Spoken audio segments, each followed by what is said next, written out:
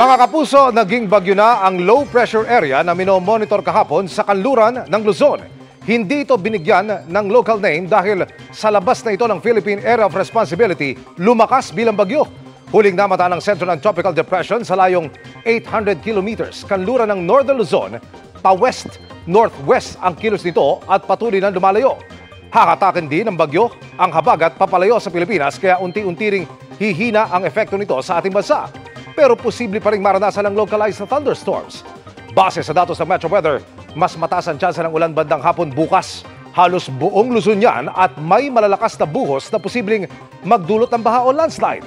Uulanin din ang malaking bahagi ng Visayas at Mindanao kasama ang western portions, Zamboanga Peninsula at Caraga. Posibleng magtuloy-tuloy ang ulan sa gabi sa ilang probinsya sa Metro Manila. Unti-unting tataas ang tsansa ng ulan sa tanghali at posibleng maulit sa hapon at gabi. Samantala, sa pinakahuling datos na inilabas ng Pag-asa, may isa pang bagong mabubuong sama ng panahon sa silangan ng Luzon. Posible itong pumasok sa par at may tsansa ring maging bagyo. Pwede pang magkaroon ng pagbabago kaya patuloy na tumutok sa mga susunod na araw.